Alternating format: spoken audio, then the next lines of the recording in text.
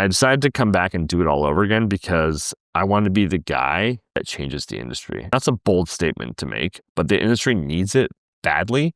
And I'm trying to change the narrative for at least on the supplier side, how people go to market, how products are made globally. And I want to leave my blazing kamikaze mark on the industry because the industry sure as hell needs it. Today's guest is the amazing Jason Lucash, a serial entrepreneur and the creative force behind OrigAudio, acquired by HPG, and Rupt, his new company that is setting new standards for sustainability and design. I always love meeting true entrepreneurs who have an idea and execute on it, and Jason is the epitome of that. I loved it. I think you will too. I just want to start the conversation, entrepreneur to entrepreneur. It's always fascinating how we all landed in this industry. Like, how did you find yourself here? And maybe you could just give your quick background story of how you got to where you are today at this point. Didn't think I'd be in this industry for sure. I've been in it indirectly now for 19, or directly and indirectly for 19 years. After college, I worked for Major League Soccer and ran like marketing and promotions for the league. Then after that, I worked for VF and I bought, if you're unaware, VF is the largest retail corporation in the world. JanSport was specifically the brand I worked on, backpack company. I bought a ton of swag from one main distributor here in the Bay Area, which is still one of my biggest clients to this day, which is awesome. Bought a bunch of swag. I learned about kind of like the swag industry within the United States and how to make stuff overseas. And then started OrigAudio, my prior business, where I sold a lot to promo distributors, and then sold that business, was acquired by HPG, worked at HPG as our chief development officer, did that for a couple of years, retired, like yourself, and then decided to do it all over again here with Rupt. So Rupt is my, second supplier in the promo industry and kind of fourth kind of business within the promo industry. Awesome. So I'm just trying to take a step back to OrigAudio. How do you start a supplier? Because for a distributor as myself, it was kind of easy. All the infrastructure is already there. We were more of like a sales funnel, and how do you get the sales through the door? That was my concern. But all the kind of hard stuff in my mind was taken care of by partners. But OrigAudio, you're figuring out how to manufacture, and I'm sure you did a lot of the stuff overseas. What products you even launched with? How do you even make the products? Do you have to buy the inventory? How do you set up the whole process? So I guess I know it's a long time ago, but take me back into the mindset of you starting OrigAudio, and how did you start? What was the first step to get that off the ground? Yeah, so we started OrigAudio in August 2009, and we didn't start in promo. We started in retail. We made our first product, which were speakers that folded and unfolded like an Chinese takeout box, origami style, right? Japanese art of origami. And we launched them, myself and my partner, Mike, who's still my partner to this day at Rupt. We bootstrapped the company. We had enough cash, about $40,000 to buy 6,000 speakers. And this was 2009, right? So there was no Bluetooth out on the market yet. They were powered. You plugged them in old school. They were powered off your device, off your shit. Actually, the iPhone existed, so they're powered off your iPod or iPhone, and they sold really, really well. We sold like 10 or 15 or 20 a day just via an e-commerce site we set up, and then the product 3 months later was named Time Magazine's 50 Best Inventions of the Year. Wow, amazing! And we literally went from selling 10 to 15 to thousands and thousands a day, and then the promo industry started calling and wanting to do them for businesses, so we started doing that, and then we made another product. We went on the show Shark Tank. We got a deal on the show Shark Tank. And then we did more in promo, and we were in 10,000 retail stores as well. And then we ended up pivoting our business in 2014 and started pulling out of traditional big box retail and focused more on promo. And from 2014 to 2018, we were the fastest growing supplier within the promo industry. Unreal. So you started retail. Wild success. People started calling who wanted your products in corporate. You said, let's kind of pivot and let's see how this goes. And then it started to take off and you start to really get into it. By the way, Jason, it's actually interesting. I was also on Shark Tank, but I never got aired. So no one knows this. Maybe I'm gonna have to cut this out. I don't know what's allowed. They made a sign. It's you can talk about it. Yeah, it's been long enough. But in 2017, I went on Shark Tank. We were filming. they actually made me change my brand name to Swag from swag.com, because if there's a .com, I didn't know any of this stuff, but if there's a .com and let's say our company went under and gets bought by like a unsavory type of site, they don't want it to be directed to something else. So we actually got a deal on the show. We never actually took it off the show. There's a lot of those that exactly. So, and then we never got aired. And I want the footage. I just want to see how it looked, because it was like like it'd be fun for like a family party thing. But I'm sure you guys crushed it for sure. It was a fun experience. But it's always like I was deeply upset when we didn't get aired. But then looking back, it's like, thank God we didn't get aired, because the position that we did was very much consumer. It's like we had to appeal to the audience of Shark Tank, and that's very different than our core business, which is B2B. So I think allowing us to stay in the B2B lane ultimately worked out for us. Might be better that you weren't aired. Like for me, it was cool. Like but everyone's like, oh yeah, you guys were the Shark Tank guys. Like, I hate that shit. Like, sorry, I don't know if you're allowed to swear on this podcast. No, do whatever you want. Yeah, I hate that shit like so much, man. Like, everyone's always like, oh, you guys were so successful because of Shark Tank. Like, dude, I was like Entrepreneur Magazine's Entrepreneur of the Year. We did like way cooler shit before. The Time Magazine thing is like, I just happened to be on a TV show, and like, that's cool. But like, I didn't like being that tag of like being the Shark Tank guy. By the way, was Shark Tank before you did the change to more focused on promo? Yeah. So you're Shark Tank helped accelerate the retail growth. Awesome. So, okay, so you're doing promo, and then the first step, okay, so you start to go to trade shows. Is that like the first step as a supplier to get in front of the promo distributors? Like, you go to trade shows, or how did it work for you guys to get your name out there?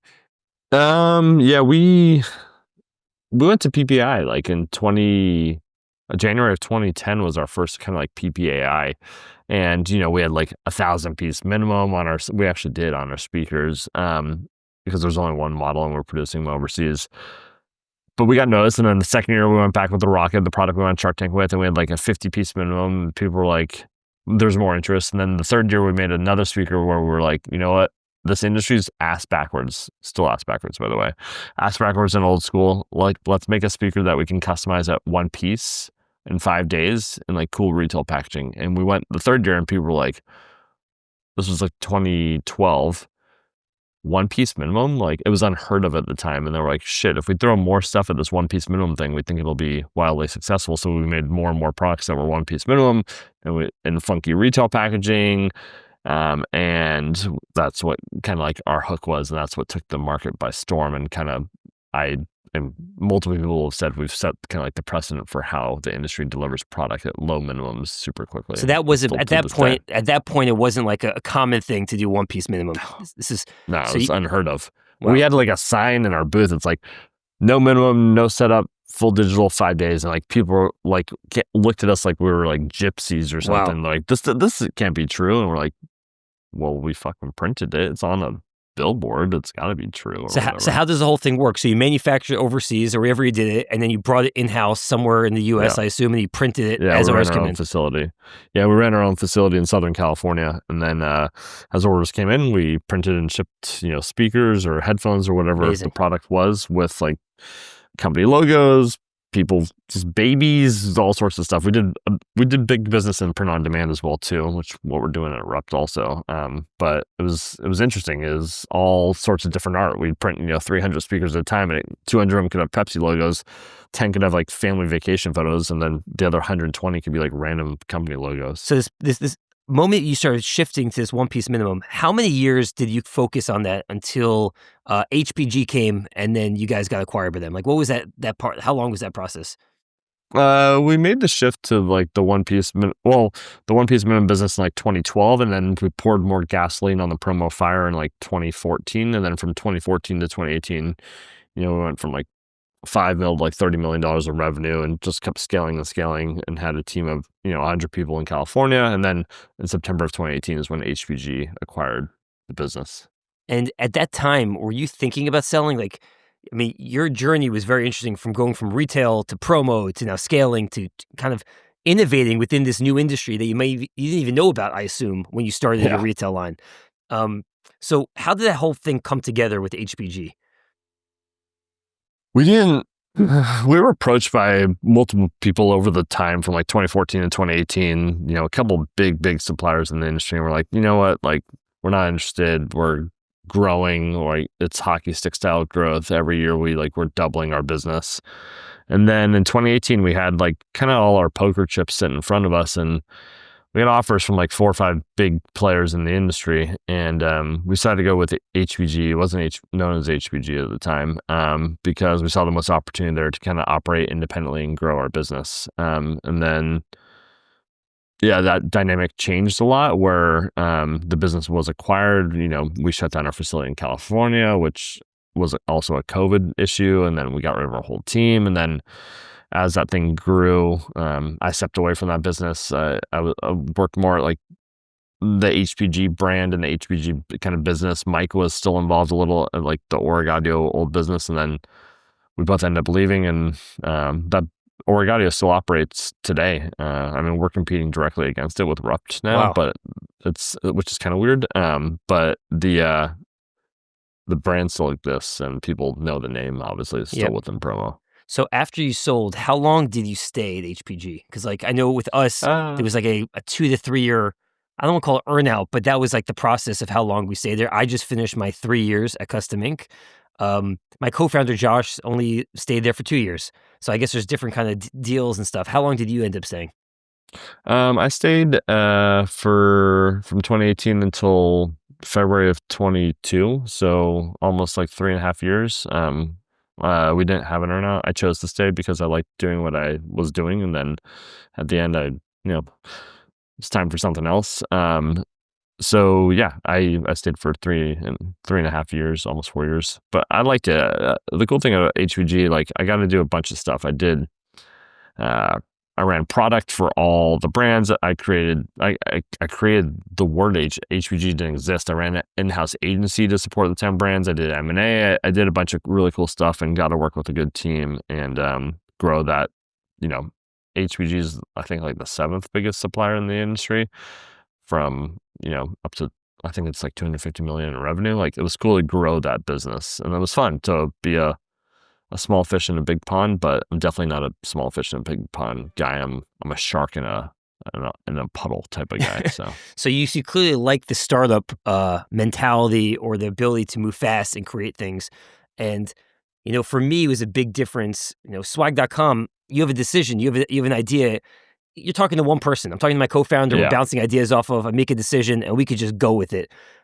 Custom Ink, and I assume HPG, and pretty much every larger company, there's just a lot more voices. There's a lot more opinions, and it just slows things down. And that's not a bad thing, but it's just, it's a thing. It gives the advantage in some ways to the startup to innovate versus the bigger companies. Did you experience that as well? And did you kind of like the whole time you're like, I wish it could be done like a startup, because that's what you were comfortable with? yeah. You said it nicely. I call it death by committee. And it's like, you see it still to this day when I'm selling to companies, and I'm like, why didn't this order come through? I'm just curious from our distributor customers. And they're like, I went to a committee. I was like, it's death by committee. It's always death by committee. The bigger the company, the more bullshit there is and the more red tape you have to cut through. Like you, I love, if I want to do something, I'll do it. I make my own decisions. Or, I'll go to my partner, Mike, and I'll be like, we should do this. And he's like, hell yeah, let's do it. Like, it's cool having a partner and being a solo entrepreneur, or whatever you want to call it, because you get to make your own decisions. The bigger the enterprise, the more decision approvals that have to happen, the less likely that decision or that idea is to come to life. It's interesting. When I was starting Swag, which, listen, it's different levels of innovation in this world. It's not ChatGPT, but it's also not nothing. And you kind of, when you're talking to friends in the early days, and they're like, well, aren't there all these bigger companies? Why can't they just do exactly your because they don't. And that's the answer. They don't, they can't. It's much harder for them to do it. They're older technology. There's a lot of people's inputs. It's the reason why every year there's a new startup out there. Like, how is it possible? Why isn't Google crushing them? Because it's not possible to crush them if you're moving slower than the people who are moving at a rapid pace. Yeah, the bigger the enterprise, I think they live the term like slow and steady wins the race, As a fellow entrepreneur, like, I'm used to just going fast. All I know how to do is go fast like Ricky Bobby, right? I just want to go fast. So I love rapid growth. Like, slow and steady growth is fine, but I love rapid growth. And with rapid growth, there's obviously inherent risks. Like, you're either going to grow or you're going to go down burning, but there's no way to try or no way to figure it out than to try, right? So if you go down burning, you'll have a hell of a story behind it, but it's the only way to experience rapid growth. So you're out of HPG. You had a certain period of time that you took off, and you're thinking about your next thing. Um, and then Rupt happens. First of all, I want to hear about Rupt and what you saw in the market that was lacking, and what made you feel like this is the time to do this. But it also seems like I did a little bit of research before this call that you took a little bit different strategy. OrigAudio started, and it sounded like it was more bootstrapped, if that's right. And then Yeah. Rupt, you raised some money. So what has your experience been between like the bootstrap start versus the fundraising start? And I'm sure there's pros and cons with both. I'm sure, like, to me, when we raised some money with Swag, and there's a lot more pressure. Whether it's family and Yeah. friends or there's people on your back. But the benefit is you get to skip a couple of things and maybe Yeah. start a little bit bigger. Maybe you can start with more products from the gate.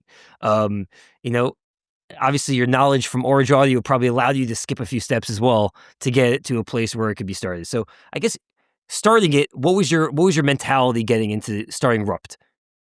Yeah. Well, the first thing like that we have now at Rupt that we didn't have when we started OrigAudio is the three major, I think, keys to be successful: knowledge, money, Mhm. and power. And at OrigAudio, like, it was way easy. We had one product. It was two dudes in a garage. Like, we bootstrapped it. Like, we sold products here and there.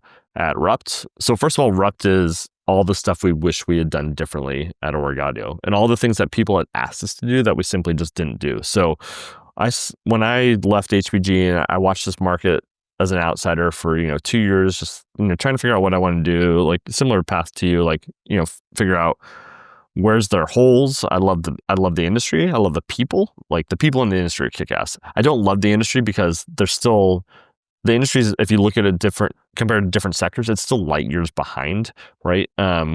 But as an entrepreneur and as a capitalist, I see that as major opportunity to grow a business super quickly again. So Rupt exists because it's all the stuff which we've done differently. We saw there was a major shift in dynamic going towards distributors needing product globally, and no one was doing anything about it, right? We saw there was no eco kind of story across a whole brand, and we saw like that was kind of like the MVP within Europe. So we said, like, maybe we should address that. We saw, and we made cool boxes at OrigAudio for our product, but like they served no purpose. So we saw that as kind of like a thing that we needed to do. So we launched Rupt in January of 2024 at PPI, and we came out guns blazing. And Rupt's model is all of our stuff is one piece minimum, right? So I built my reputation on 48-hour production. All of our products are recycled. So every single product is recycled, and we have full transparency. We publish like the build of materials so you can see where all our stuff's made from, what it's made out of. All of it's carbon neutral. And all of our packaging is second life, meaning our boxes turn into crazy objects once they're done being boxes, like bird feeders to tables, you name it. And then we set up 3 production facilities to deliver product around the world that scales super quickly. So we have one in Austin, Texas, one in Portugal, and one in Hong Kong. And we offer like flat rate international shipping at one piece to 65 countries around the world for like $20, which Amazing. is absolutely unheard of. So we came out with a well-oiled machine. Mike and I put in a lot of money, and we raised money super quickly from friends and family and people that kind of knew our story.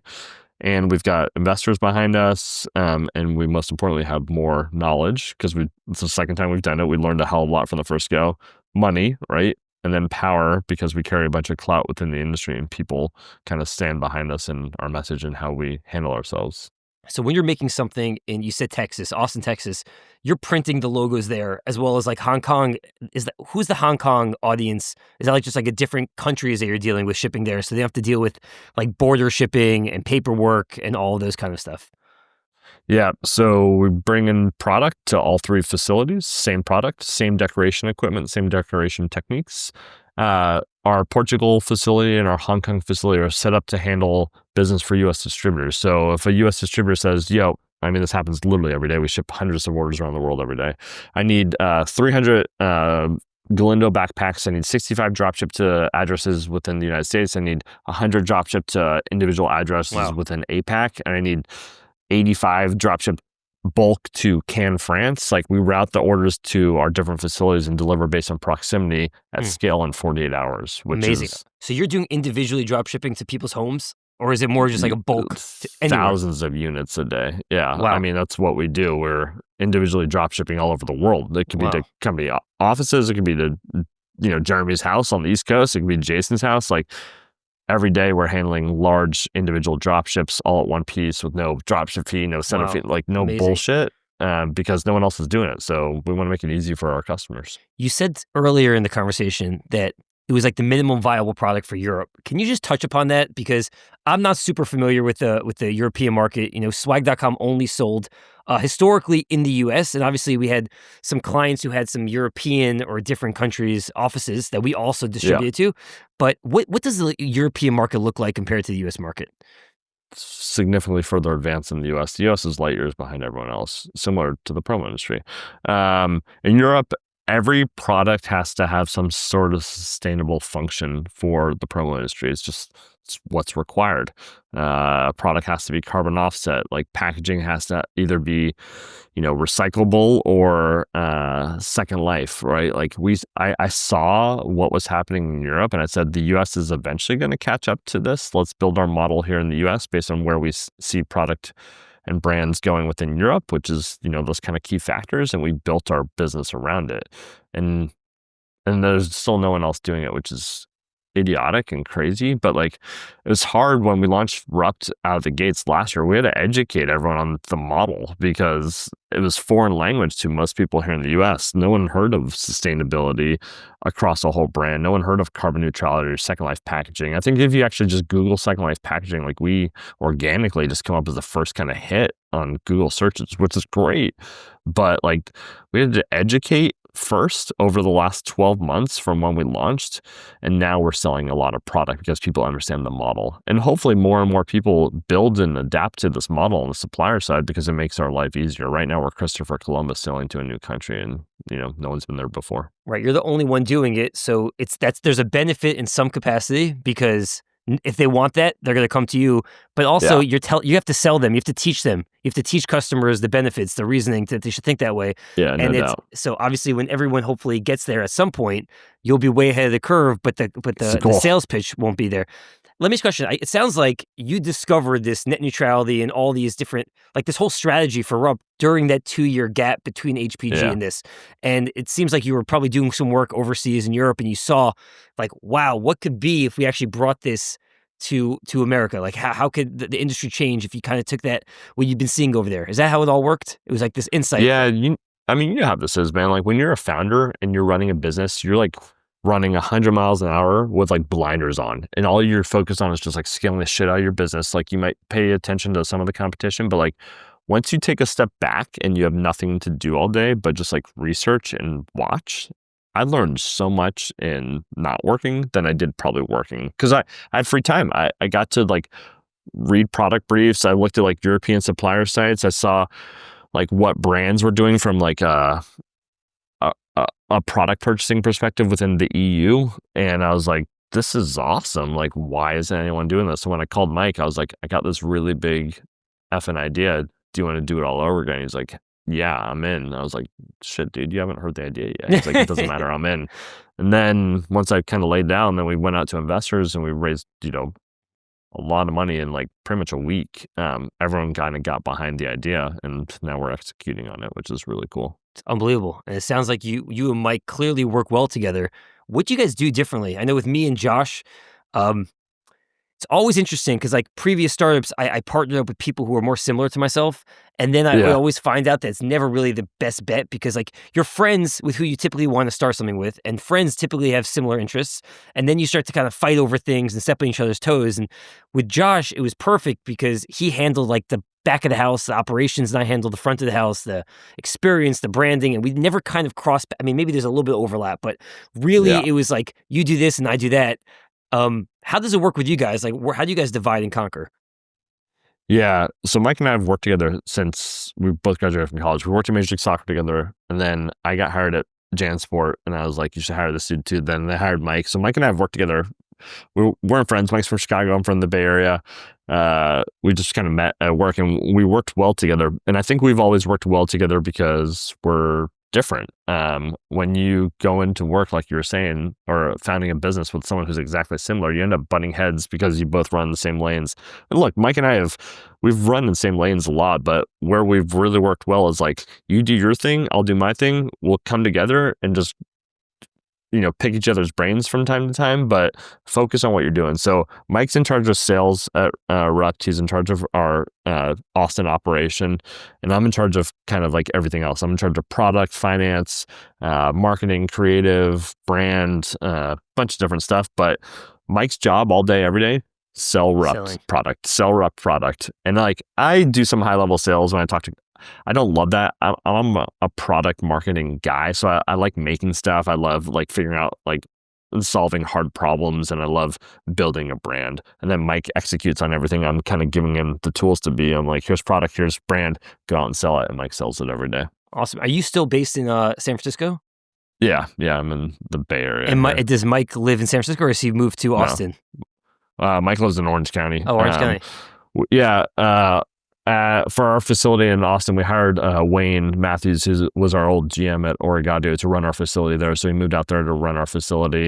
And then the Rupt team is spread all over the world. We have a team obviously in Austin producing product. We've got people in Hong Kong. We have people in Argentina. We got people in Denver and New Hampshire. People are kind of spread all across the country. Well, this was a big difference. At OrigAudio before, we had our office here in California. We had one in the Bay Area here where we ran like creative and finance, and then Southern California where we ran sales and product. We had 100 and something employees in California. And love California, from California. But when we looked at it, when we were kind of running the models, we're like, if we didn't have this business in California and had all our staff, the best people wherever they are in the world, there was lots of SG&A savings. So for Rupt, we're like, we'll hire the best people no matter where they are in the world, and also save some money too, and just have remote people all across. I think it makes a lot of sense. And I was even thinking, as you were saying, California, I'm like, shipping wise, like if you have a client on the East Coast to ship from California every time, Austin is such a more central place. You get everywhere much faster.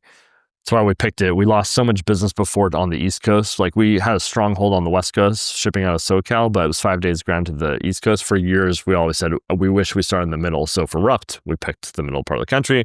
Austin, 2-day ground ship, East Coast, West Coast. It's amazing. It's amazing how much you could learn from a first experience, even though it was clearly a success and you sold it and you had amazing success, that you could take that knowledge and like what you did wrong or what you maybe didn't even know that you're doing wrong, and that you could solve it in the next vision of it. So yeah, that's a big time kind of change. And one thing too, I mean, you realize this probably because you're smarter than the average bear. Like we made a lot of money when we sold our business before, and we did great. Like for Rupt, it's cool. It'd be great to grow and sell Rupt again someday, but this one's different. This is different. Like I came back. I didn't have to work ever again. Similar situation probably to yourself. I was financially set and secure at 35 years old. And now I'm 41.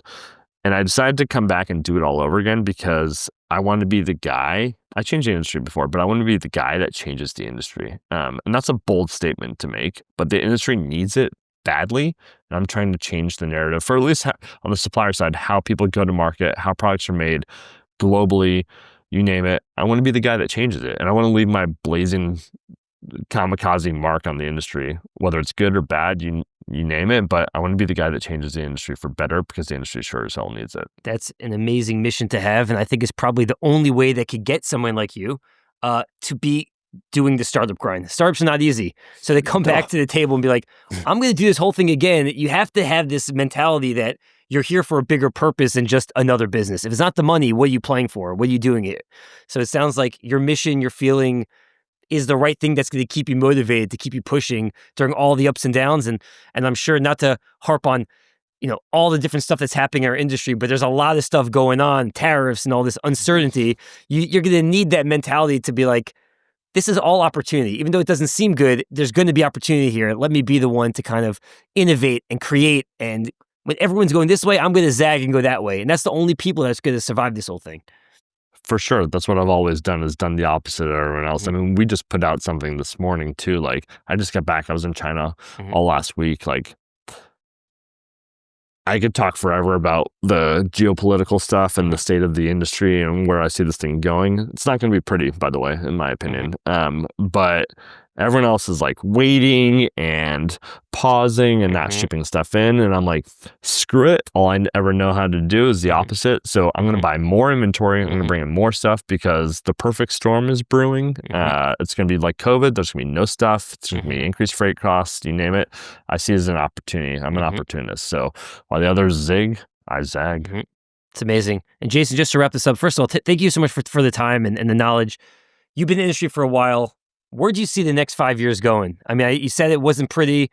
I have a feeling like that's going to be the case for some. For others, it's going to be amazing. And it's going to be like, wow, I should have invested as you're doing. How do you see the industry as a whole in the next 5 years? I see it similar to when I launched in 2009, right? 2008, 2009 is when I launched prior, and that was a bad economy. But I love the opportunity of launching while the market is soft, and you ride that wave up. The US, the economy is always going to rebound. There's always going to be kind of wave up, just like you said, like you invest low, you sell high. So our goal is to grow and grow while the market is soft and while other people are trying to figure things out.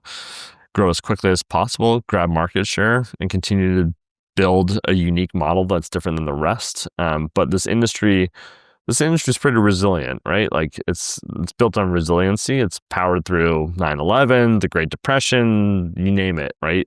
Promo's kind of not changing.